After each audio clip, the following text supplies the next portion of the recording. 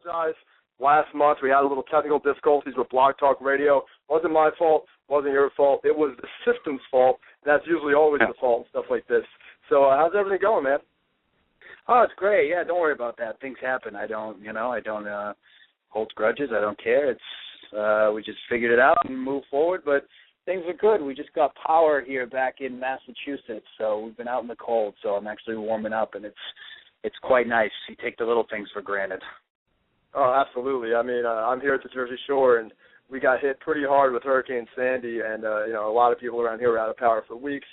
So, I get what you're talking about, but I just want to get right into this. Now, first of all, I want to let you know that this radio show, we try to keep it on the positive, but we're not afraid to, ask the hard questions, the tough questions, and we're not about internet, wrestling news sites or whatever, dirt sheets. We don't like that stuff. We frown upon it. And I don't really know what's going on right now with your career. I was checking out ROHWrestling.com, and I really didn't see too many mentions of you around the website besides for your profile. What's your status right now with Ring of Honor? Right now I'm still currently in Ring of Honor. I'm still there. I wasn't at the last TV, but I was at the TV before that. Ring of Honor right now is still very much my home. I have to be kind of very vague when I talk about certain things, but Ring of Honor is still my home, and trust me, when it's not my home anymore, I'll be more than happy to let people know where or when I'm going. But right now, Ring of Honor is home base, and I absolutely love it there. Yeah, you got to tell somebody to update that TV result website, because I was doing my research a little bit, and the TV results on that website, they end at January 2012. So I was pretty puzzled by that. Whoa. Yeah. Yeah, it was weird. It was a long time ago. Yeah, exactly. It's a year. It's over a year ago, and I was going to do my research because I don't get the ROH TV program here in Jersey, and I'm a big Ring of Honor fan. I've been a fan of Ring of Honor since 2004, and it just was puzzling to me that wasn't updated. Yeah, you can still go to the Ring of Honor website and watch the shows every week. I think they air them every Thursday night. You just have to sign up. There's a ringside membership. You can sign up and get them on Monday nights, or you can sign up for free and get them every Thursday night. So I always tell people that when they can't get the show, when they're not in a Sinclair network area, they can definitely just go to the Ring of Honor website, and they always put them up. I don't think they've ever not put up a week or not shown an episode. So, and they even have a back catalog of all previous episodes. So I always watch it. I mean, I know I don't get it here in Massachusetts, but I'm a ringside member, and I'll go and I'll watch it whenever I can. Yeah, that's great to know for all the fans out there that aren't familiar with Ring of Honor. I know we have a lot of fans here that just watch WWE, TNA, whatever, and aren't really into Ring of Honor as much, because I feel like Ring of Honor is kind of taking a bit of I'm not going to say a horrible turn or a negative turn, but it's been kind of drastic in the past couple of weeks, the past couple of years.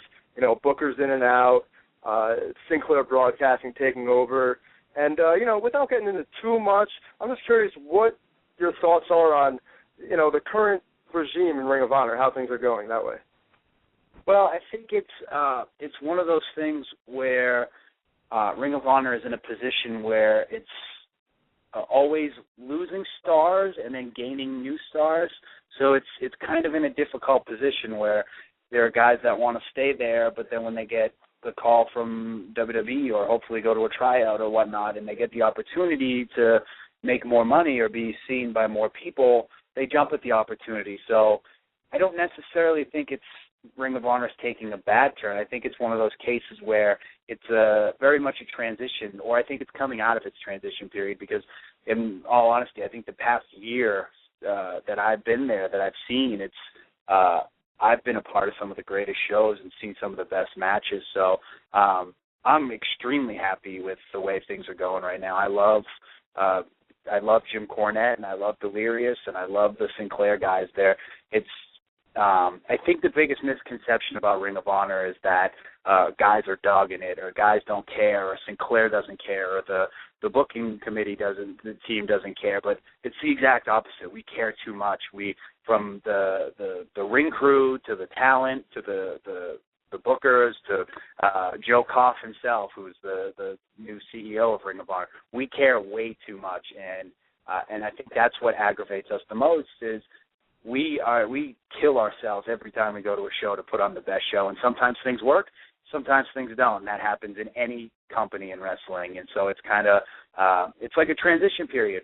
The WWE took the Tyler Blacks and the CM Punks and the Daniel Bryans, so now it's a matter of building new stars, and that's where me and Adam Cole and Michael Elgin and Matt Taven and all these people come in, and Tommaso Ciampa. That it's a transition period, but if you give these guys the right time and the right platform, they'll slowly build their way up to hopefully becoming as good as the CM Punks or the Samoa Joes, and I think that's kind of where Ring of Honor is now, or if not, still transitioning, coming out of the transition period. Yeah, the talent's definitely there. There's no question about that. The work ethic is tremendous. I've been backstage at Ring of Honor shows before. I was at Final Battle 2011, and you could just feel the passion from the wrestlers and from everybody who works backstage. And I actually went up to you, and I said I loved your match. I introduced myself to you and Maria, and I said I loved that you had a triple threat match that night with Elgin, Nerico, and Jay Lethal, I believe, and it was a fantastic match. And you were a class act. You're a really nice guy. I figured since you're such a dick when you go into the ring that you might be a dick backstage. But as I found out, you're a pretty nice dude. I'd like to bring in one of my saying, isn't it, that the meanest guys in the ring are always the nicest in real life? I think I think Rip Rogers told me that once. That's a good lesson because I got to say you've been a class act, and I want to bring in one of my co-hosts. I'm going to bring in John first. He's got a few questions to ask you. So, Mr. JCD, you're on the line with Mike Bennett. Hey, Mike. How you doing, man? I'm good. How are you? Good, man. Can't complain. Love the work that you do. Like Jay said, it's amazing that, you come off like a douche, but, usually the biggest douches are the nicest guys, Yeah. I don't know what you can and can't get into, and I'm not trying to put you in any position, but, if you were at a certain tryout, did you notice, if you were there, would you have noticed any difference between guys who weren't in the business at all trying out and guys who were, or would everything have been an even playing field? It's to me, and what I noticed, or maybe I noticed, it's a passion thing. I've seen guys who have never had any wrestling experience at all, but they respect what we do and they respect the sport of pro wrestling, and I think that's what it boils down to. There are definitely guys that were there that don't respect it, and that's the big difference. Or I think the biggest thing is whether you see guys who have played sports before, because those guys are conditioned to take orders and conditioned to work with a team and conditioned to be respectful. So I think the biggest difference is passion. If you don't have a passion for anything in life, or you've never had a passion, then that'll definitely show. And I think that's what separates the guys who make it and then the guys who don't, or separates some of the independent wrestlers from some of the guys who are the ex-football players. But again, some of the ex-football players are tremendous athletes, and they get the respect and the hard work, and they pick it up really fast because that's what they've done their whole life. And that's what I think is why the WWE looks at them, because they're used to a regimen, they're used to working hard, they're used to the sacrifice, they're used to getting hit hard. And so it's one of those things where if you have the passion, then there really is no difference. But if you don't, then the difference it's like night and day. And that's if, hypothetically, you attended anything recently, right? Yes, hypothetically, in quotations. Awesome, man. Listen, I'm going to be at FWE Saturday night. Look forward to seeing you. Your match. Yeah, so come up and say hi. I'll definitely be there. Yeah, definitely. And Jay's been hyping this up for a couple of weeks, so we've been definitely looking forward to having you on, man. Yeah, absolutely. Thank you guys for having me. This was fun. Hey, Mike, at FWE, we're just going to ask you for a little favor. Is there any way we can get, like, a little plug from you for the radio show? Just yeah, record it on whatever you need. Sure. All right, you're the man, dude. You're the man. I appreciate I'll do that. it. Yeah. Jay, I'll take care of it. All right, John, thanks. I'm going to bring in my other co-host. He is also an independent professional wrestler, but he is my main man, TLD. TLD, you're on the line with the Prodigy, Mike Bennett. Hello, Mr. Mike. How you doing tonight? I'm good. How are you? Oh, I'm doing just fine. You know, just had some dinner, so I'm ready to talk to a ROH professional wrestler. So I'm feeling pretty good. And I just updated my Facebook status at TLD, by the way. Also, I was going to ask you about, you did recently have a match at Ring of Honor, which was at Final Battle, which was Jerry Lynn. That's Jay's main man, right, Jay? No, I love Jerry Lynn. Yeah, I just saw him compete against Lance Storm Saturday night in a tremendous match at PWS. So I wanted to ask you about how that match, I didn't personally see the match, but how did it feel to face him knowing that this was going to be one of his final times wrestling in Ring of Honor, or I think it might have been? Yeah, it was one of those moments where I thought about it when I was told, but then in all honesty, it didn't really completely, like, it was always an honor because I've known Jerry for a few years now, and I like I've said on Twitter, and I think the absolute world of him, not just only as a wrestler, but as a human being. I think he is one of the nicest people I've ever met. So when I first found out I was wrestling him, I was like, oh, great, this match is going to be great. And then when I found out it was going to be his last one for Ring of Honor, I was like, holy cow. And then it didn't really dawn on me until we were done with the match that was probably definitely his last match in the Hammerstein, which is where he made a name for himself, like all those ECW guys did. So after I got to the back and I was listening to Nigel give him his award and whatnot, it hit me really hard. I got kind of, choked up, and it was like, wow, that was one of the best experiences of my career, to be in there with someone the caliber of Jerry Lynn and to have a match in front of not only Ring of Honor fans, but, around the world, because we're on iPay-per-view, to see him for the final time in the Hammerstein, which is one of the greatest buildings that has ever held professional wrestling. So it was, it's a lot of times I sit back after the matches and I don't think about them until I hit the hotel room. And a lot of what I've done, I've had a lot of nights where I've just sat at the edge of my bed and going, wow, is this really my life right now? And hopefully it's only just getting started. But, yeah, a lot of these moments are just surreal to me. Yeah, I saw the match, and it was awesome. I love watching Jerry Lynn. And when I saw he was going up against you, I was thinking, wow, this is going to be a different dynamic because, you have a certain style. Jerry Lynn's got a certain style, but it's a classic, babyface heel match. And I thought it came off great. It was fantastic. It was a great way for you to go over and for Jerry Lynn to go out of Ring of Honor in the Hammerstein Ballroom. But I want to ask you about another opponent you had. You had a couple matches with, and that's Lance Storm, who I saw compete just Saturday night against Jerry Lynn in his final East Coast match. And he competes very rarely. It's not often you see him show up and wrestle anymore. What were your thoughts on your series of matches with Lance Storm? I think I've said this maybe before. I don't know. I talk a lot. So I think that to me has been maybe the best part of my career up to date, getting the opportunity to wrestle Lance in Miami and then in Toronto in front of his home crowd, and then getting the opportunity to do the rubber match at TV. It's just I don't think I can say it enough. I think the absolute world of Lance Storm for what he did to my career, how he's made me feel in the ring, what he did for my career in Ring of Honor. I stepped in the ring with him, and it's like the guy doesn't age. He hasn't missed a beat. I think he's better now than he's ever been. And to me, those matches are three of the best matches I've ever had in my career. I consider the one in Miami one of my, if not my favorite match. He's just been so helpful with me.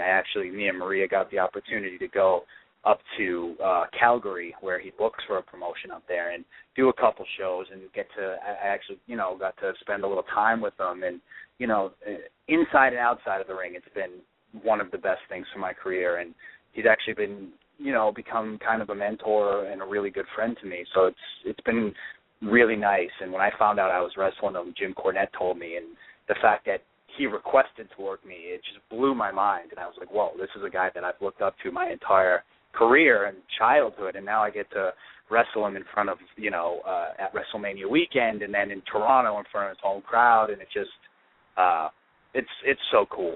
Sometimes I think, and I'm like, wow, my life is really cool. That is really cool. That's absolutely awesome. Those matches were really good. I saw every one of them. The most recent one was so much fun to watch because I didn't know who was going to win, and it turned out that the right guy won. And Yeah, I love that. Was one of my favorite ones. The one we did at TV. Yeah. Might be my favorite one we did, but I'm still not. I had so much fun doing all of them, so it's hard to pick. Yeah, absolutely. You also had another interesting couple matches over the year in 2012, and this is a question from my main man Jamail on Facebook, and his question is, how was your experience working at Shakara King of Trios for Team ROH against Team ECW and the Joshi Girls? That was so much fun. For people who don't know, haven't checked out Shakara, you should totally check it out. But that was so crazy, so much fun. Those matches were so much fun. Team ECW, I love Tommy Dreamer and Too Cold and Jerry Lynn, and I love all those guys. And to be able to get in there with the Bucks, who I think are the best tag team in pro wrestling right now, next to the Briscoes. It was so much fun.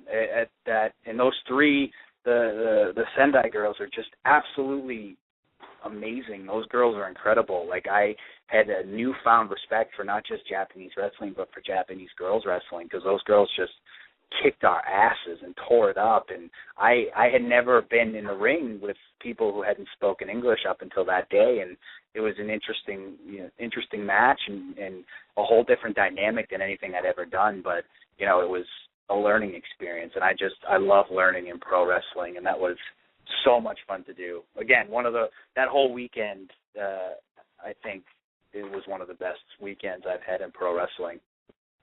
Yeah, I haven't seen those matches, but I really want to see them, and I like Shakara. Shakara's a cool promotion. They're a little bit different. They're not for everybody, but the King of Trios is awesome. It's a very awesome spectacle. They bring people from all over the world, so definitely check that out. I've seen that before. It's definitely the real deal. Here's another question from Facebook. This is from Danny Risner, and his question is, your thoughts on the ROH dojo, and would you recommend it to someone with no wrestling training, or are there other schools you would recommend instead? Yeah, I mean, it depends, honestly, where they live or where they're from, but absolutely the Ring of Honor Wrestling School is top of the list from the Philadelphia, Pennsylvania area, because Delirious is the head trainer there, and they teach you the right way, and they'll bring you in the right way. And I honestly, if he's from that area, I couldn't think of a better school to go to than that, because they will teach you the right way, and you'll learn from some of the best guys in Ring of Honor and some of the best guys on the independent scene. So definitely, like I said, if he's in that area, then that's top of the line place to go. Absolutely. A couple of my buddies are there. I went through there anyway. Red Titus, friend of mine, and Grizzly Redwood's a great guy. He went through there, and they make you work hard. They make you pay your dues, and that's something that's really important in professional wrestling. And I know you paid your dues. You trained under Brutal Bob Evans, correct? That is true. Yeah, he is my actual real life trainer. And that's something that a lot of people, there's a misconception about that. A lot of people don't really get that, but he is your real life trainer. He's one of your mentors. When did you decide you wanted to go to wrestling school with Brutal Bob? Well, I started wrestling when I was 16, and I went to a really crappy school out of New Bedford, Massachusetts. But I would say about 6 months into that, a couple of the guys that were going to this crappy wrestling school realized that there was better wrestling training out there, and that was Bob Evans down in Providence, Rhode Island. So we took a trip down there, and Bob saw something in me, and he taught me the right way, and he really gave me a good basic foundation of pro wrestling. And then from there I went on and trained with other great people, but he was, the first one that really broke me in, and he remained a friend and a good mentor to this day. All right, TLD, got a question for Mike? TLD, you there? I think we lost TLD. Yep, I'm here. I'm sorry. I put it there. on mute. He's here. I wanted to put it on mute. It's amazing that tonight, usually Mike is usually the heel, but tonight Barack Obama goes on at 9 o'clock and interrupts our show. Catch a break here. I can't believe this, Jay. You believe this? I mean, and Mike Bennett's not the heel tonight. I love President Big Obama. Heel turn. No, I'm just saying he's interrupting our show when it was the most important show in our PWP history. But anyway, question I have is about good old Maria. Now, I'm a fellow Greek, so I have to ask a question.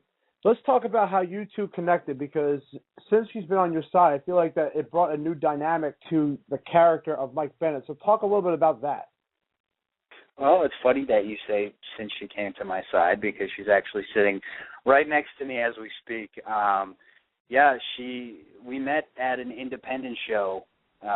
Mike O'Brien runs a company out of Connecticut called Northeast Wrestling, and she was there and I was there, and it was one of those things where at the time we were both kind of seeing someone else, and but we just had this connection in the locker room, and just this pull, like this magnetic pull that was pulling us together. And then we went out to eat, and we had a good time with all the rest of the boys, and everything was fine, and we went our separate ways. But she always stayed in my head regardless of who I was with. She was always like this little knock on my brain.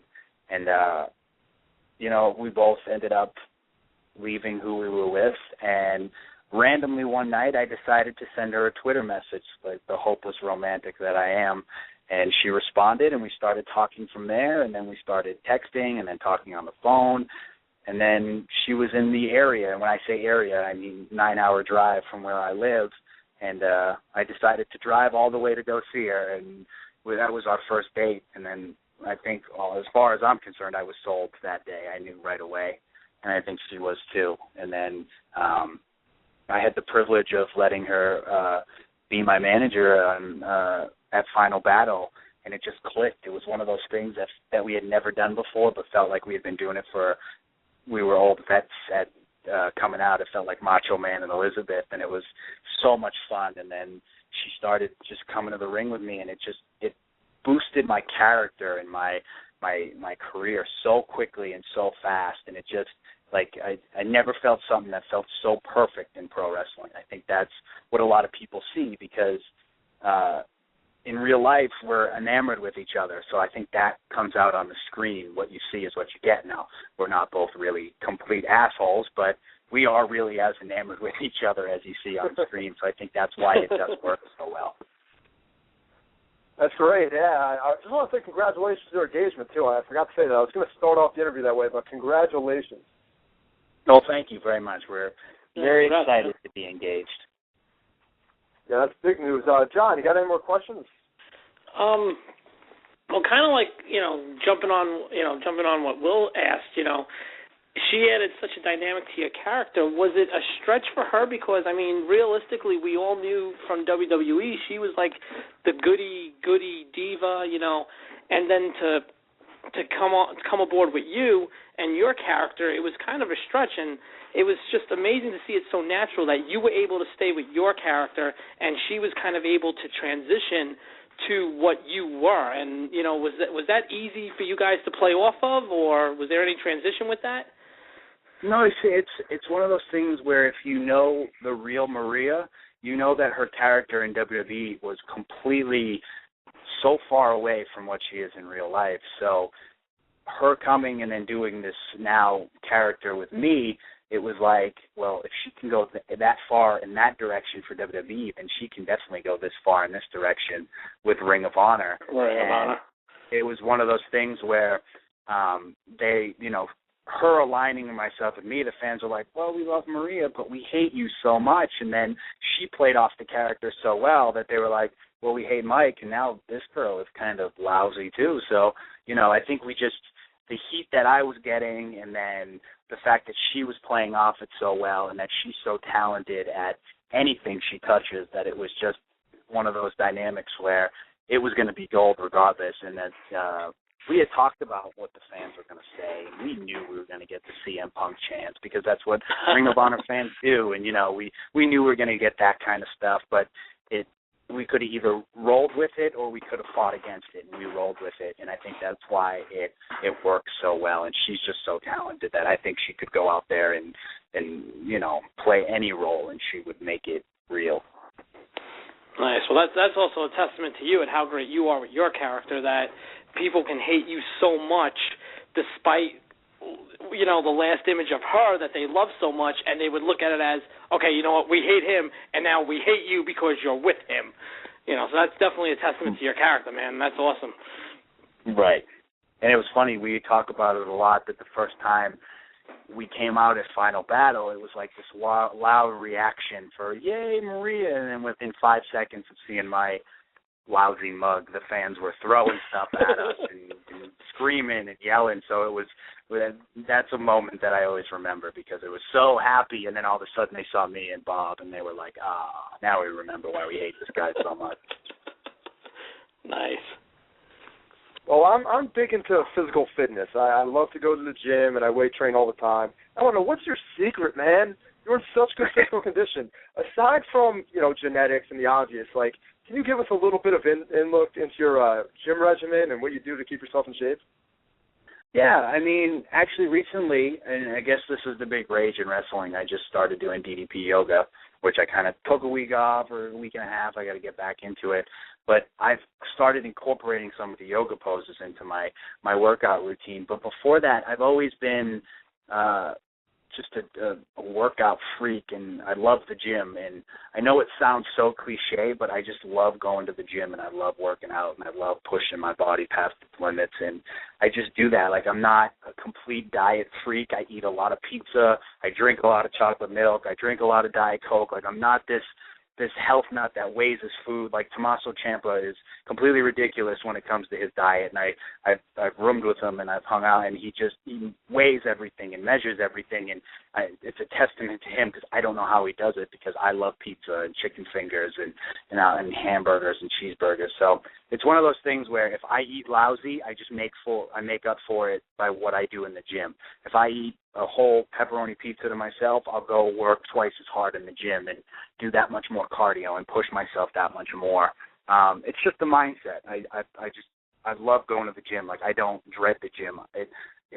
My whole day is built around when I'm going to the gym and how long I'm going to stay there. So I love physical activity. I love all sports. So it's one of those things where I love doing it. So it's always come easy and natural to me. And my diet I don't eat too crappy. I try to make it very high protein, but I don't watch my carbs. I don't do any of that stuff, which I probably could do or should do, but I love pizza, and I'll always eat pizza, so I don't know how people don't do that. But again, like I said, I think it's one of those things where I make up for it. If I eat lousy, I work twice as hard in the gym. And how crucial do you think it is for somebody to have a great physique like you do in the wrestling business? I don't think it's if you asked me that 10 years ago, I might have said it's impossible to not get into wrestling without having a good physique. But I think the business is kind of changing for the better, where they're taking guys who are characters and it's kind of like a mixed bag. You go to the circus, you don't want just the bearded lady throughout the entire circus. You want a mixed bag of a clown and a midget and a flamethrower and who knows what. It's one of those things where I think they're starting to see that, and I think guys like Daniel Bryan and CM Punk broke the mold, where it's like, all right, you can have all sorts of shapes and sizes for people to get behind. I think being in shape is extremely important in pro wrestling. If you're not in good physical condition and you're not your cardiovascular system's not good, or you're not in good ring shape, then you shouldn't be in pro wrestling. If you don't go to the gym consistently, you shouldn't be in pro wrestling. But I don't mean that in a way that everyone has to look like Batista. I mean that in the sense where everyone just has to put in the work and the effort, because some people's bodies don't react to working out as well as other people's, and you'll see guys that are in the greatest shape, but they don't have the six-pack and the giant shoulders and the six-pack abs and the giant legs, but they're in great shape and probably in better shape than I am. But like I said, I think having a commitment to going to the gym is one of the most important things in wrestling, or having a commitment to be in good shape is top of the list of what you should do to be a pro wrestler. But I don't think you need the physique like Batista anymore. I think those days are gone out the window. And having a bit of that discipline has to help you while you're in the ring, because it's a crucial, grueling job to have. Making your dates, making the town after town after town. Even if you're a weekend warrior, making those towns, whether it's across the country or an hour away, it's still it's discipline. It takes a lot to do that. Yeah, it does, and I think that goes to the type of character you are. If you're disciplined enough to go to the gym, then you're going to be disciplined enough in pro wrestling. And I think that's where a huge portion of where it goes toe and toe is that you need to be in good shape because you're disciplined enough to put yourself in good shape. So you're going to be disciplined enough to, get through the tough road that is pro wrestling. But it's, even though you say get in shape, I don't think there's any training you can do for getting in good ring shape besides actually being in a ring. I don't think there's anything like it. You can be the best marathon runner in the world, but you'll still get extremely tired having a wrestling match because you just use so much of your energy and your emotion that I don't think there's anything that compares to it. Yeah, totally. Getting up, falling down. Yeah, there's no way you could really mimic that. I got a question from, he's a new writer on ProWrestlingPowerhouse.com. He's a Ring of Honor super fan. Name's Ford Fisher, a good guy. He wants to know, who in Ring of Honor's past would you have liked to work with if you were part of the early days in Ring of Honor? Oh, CM Punk, hands down. I know he's Ring of Honor God, and to me it's like I'm everything Ring of Honor hates. So I think it would just be awesome and so much fun, and I think the fans would eat it up. Plus, he's so talented and so good that, if we got the time to go out there, I think the fans, it would be one of those matches that, like, they're so emotionally invested in the match that we could go out there and just, sit around and then kick each other in the face, and they would be throwing their chairs up in the air. That's what I love about pro wrestling, the emotion that gets involved, and I think that would be so much fun. Plus, I think he's one of the best wrestlers in the world, so it would just be fun for me. And maybe we'll get to see that sooner rather than later. TLD, you got anything else for the Prodigy, Mike Bennett? I would say one thing that crossed my mind. Lost it. Come back to me. I'm sorry. I apologize. I am so unprepared. It's all right. It's all right, TLD. These things happen. This is live radio, baby. Live radio. I'm so busy looking at Brookwood4.com, updating that website. I just had my final match, so I'm just kind of like out of tune right now. And I'm looking at my W-2 form. I got to fill this out on TurboTax.com. It's a stressful night. All right. No, that's lousy. That doesn't even sound like fun. Are we getting promotional consideration for TurboTax now? Yeah, I got to call those guys. I need some money for that plug. There you go. I want John, let's hear it. You got any more questions? You know what, Mike? I got to ask you because it's kind of a tradition on this show and also my show that we do on Wednesday nights. Any cool road stories? Oh, that's my gimmick. Any cool road stories? Oh, God. Yeah, anything memorable or outlandish or something that, you've never really told before, or even something you have told before? I mean, there's been so many. I mean, I've been in so many near car accidents and so many just, crazy hotel stories and so many, there's crazy nights of being in the same hotel room with Jim the Anvil, and there's just so many. I feel like I could write a book. I mean, I once saw a promoter pick up a samurai sword and threaten to kill Rikishi with it because he refused to wrestle that night. So it just, me telling the story now, I need 20 hours to give it justice. But, yeah, there's just so many going to clubs with Jim the Anvil, and it's just, there's way too many. All right, well, obviously that promoter did not kill Rikishi, but, No, he did not. Rikishi is still with us.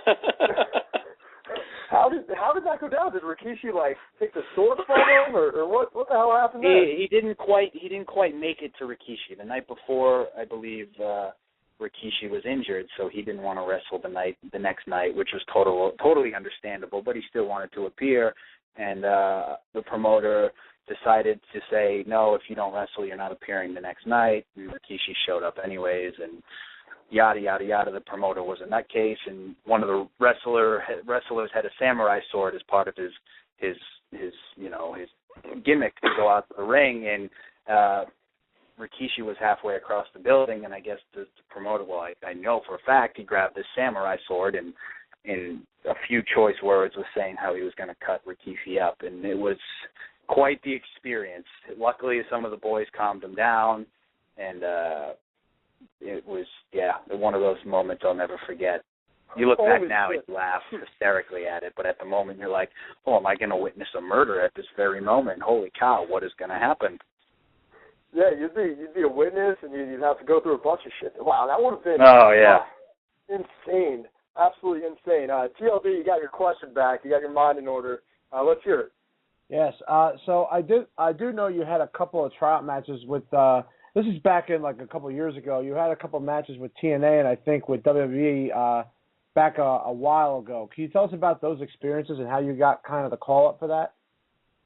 Yeah, back in I want to say 2006 and 2007, I got to know Mike Bucci really well, who was Nova or Simon Dean, and at that point he was part of the talent relations portion of WWE, and so he was pushing really hard to get me a job, and he got me booked as an extra on a couple of TV shots, and I got the privilege of being on Sunday Night Heat, and both times I wrestled on Sunday Night Heat, I wrestled Crime Time, and they were fun. I had never been in front of that many people or been on a stage like that, and I was nervous. I was 21 years old. I was completely scared. I was totally out of my element, but it was such a learning experience and so much fun, and it really just makes you want to get there even more and more, and every time you go back, you just want it that much more.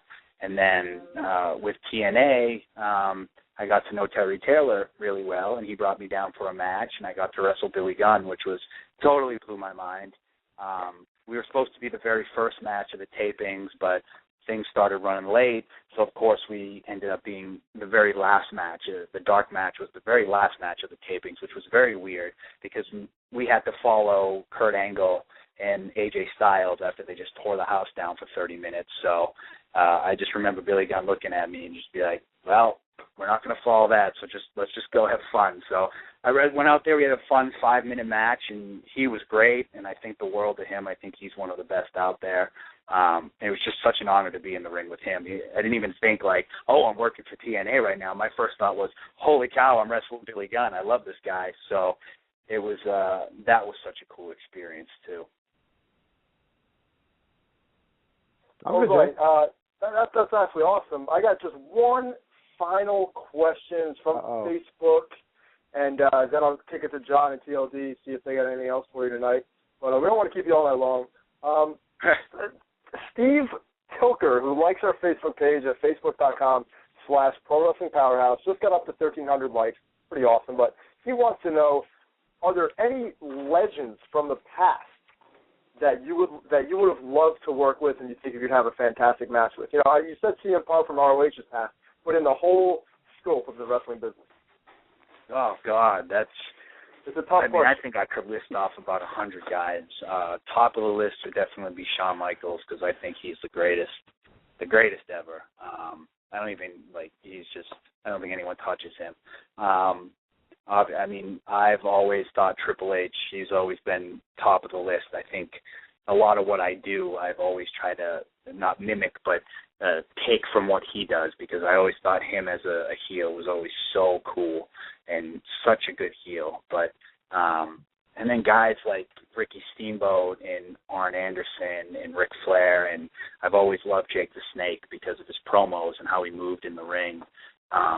But definitely, I would say top of the list, if I could pick one or two, would be Shawn Michaels and Triple H because I just think those guys are so good and so incredibly talented. It's funny that you mentioned Triple H because just recently there was a big story that hit. I saw this video. Bret Hart kind of went on, he had like a sit-down interview with some guy in Canada or England or something, and he pretty much buried Triple H, said he's never seen Triple H have a great match. I totally disagree with the Hitman, although I'm a big fan of Bret Hart.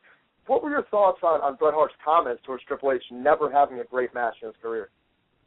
Well, I think it's one of those things where I think more than just Triple H's wrestling ability is probably fueling Bret Hart on that issue. I think Bret Hart's definitely in the top list of most talented wrestlers ever. So I think it's probably one of those instances where emotion is getting involved more than just what Triple H's true ability is, because I could list a million good to great Triple H matches. I mean, last year's WrestleMania was probably one of the best WrestleMania matches of all time. So to me, we all have our emotions of guys in wrestling and guys that have rubbed us the wrong way, and Bret Hart's entitled to his opinion. I don't agree with it, but that doesn't mean, he can't have his opinion. I think Triple H is definitely one of the top greatest of all time. And if for no reason that match he had at last year's WrestleMania, I was there live, and it took my breath away to watch it. It was incredible.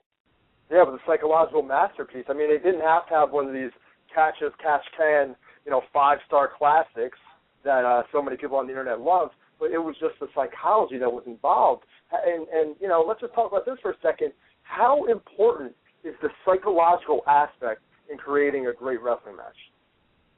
I think it's everything. It's wrestling match is storytelling 101. It's the greatest matches are the ones that fans have their most emotionally involved in. Has nothing to do with moves or submission holds or anything like that. If you can have one of the greatest wrestling matches ever and do very little just because how invested the fans are. If the fans are there, they become that third person in that wrestling match, and that's what makes it an amazing match. It's all about emotion. If you can have the fans' emotion, then the match is great, regardless of if you do a 450 frog splash or if you throw a good right hand. It's all about that emotion. Yeah, I absolutely agree 100% with you there. John, any final questions for the Prodigy? No, I mean, we really covered a lot, Mike just wanted, like I said in the beginning, hopefully things, we can have some news soon. And you know what? Look forward to meeting you Saturday night, at FWA, man. Yeah, absolutely. Come say hi. Me and Maria. Definitely. And I'm looking forward to wrestling. How about TLD? Any final questions or comments for the one and only Prodigy, Mike Bennett? Sure. One question I have, and this is something just because a fan's perspective would love to know about it, is, what do you think the biggest differences is between, being a heel and being a face? And a lot of people say, well, being a heel is very easy, and being a face is kind of tough. If you were to advise someone to go into the wrestling business, and a lot of people just want to be the heel, in my mind, the face is really what you have to be, because that's the person that sells the tickets, makes the money. But even so, it's it's really, you're the antagonist. So what would you say to people that are want to be the heel all the time, but coming from your perspective? Yeah, I mean, I think the baby face is the one that it definitely sells the tickets. I think a big misconception nowadays with a good heel and a good baby face is everyone wants to be the heel because they want to be cool, and it's what I refer to as the cool heel.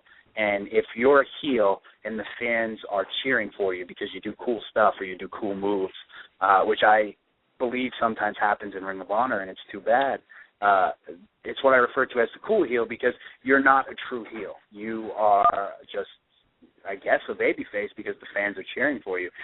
A true heel doesn't get cheered for regardless, no matter what he does. And if he throws a nice drop kick that the fans cheer for, then he makes sure that he no longer throws that drop kick, because that's not being a good heel. You want the fans to hate you.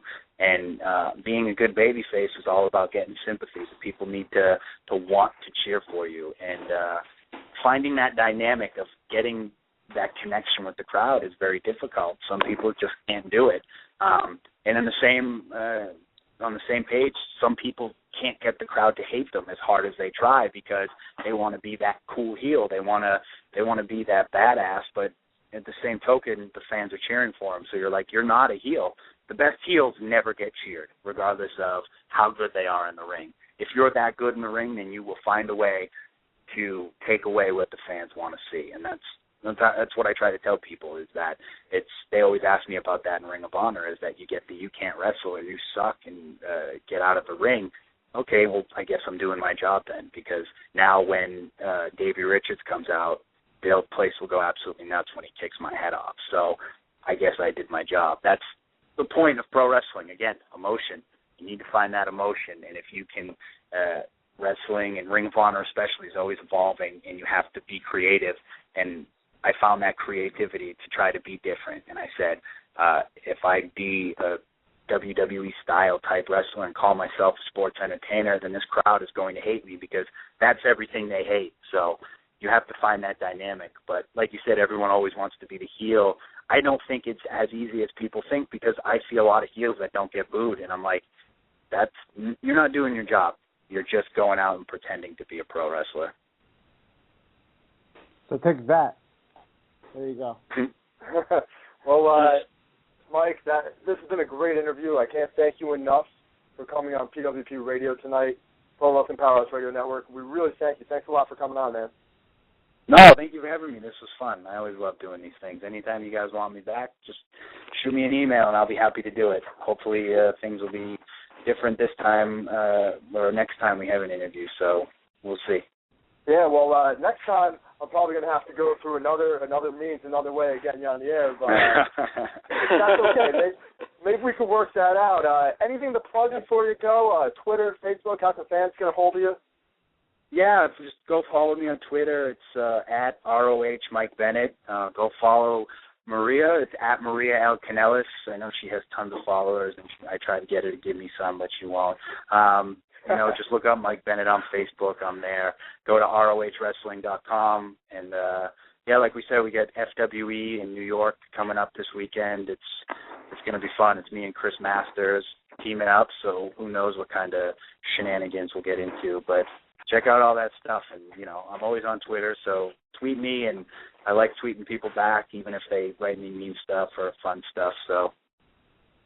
Yeah, I've seen a lot of that. I've actually seen a lot of those mean tweets towards you, and I've actually stood up here a couple of times. You've retweeted it because, fans like that, there's a place for all wrestling fans, but come on, be a little classy at some point, you know what I mean? Yeah, and I try to keep it even. I try to tweet as many of the asses as there are the fans. So I try to, for a while I was tweeting a lot of the bad negativity, and the fans were saying, why don't you tweet us, the fans who actually like you? So it's just fun sometimes to banter with the Twitter trolls. So, but tweet me, and I'll be sure to make an attempt to tweet back. Awesome, and tell Maria we said hello, and hopefully we can have her on the show sometime in the future.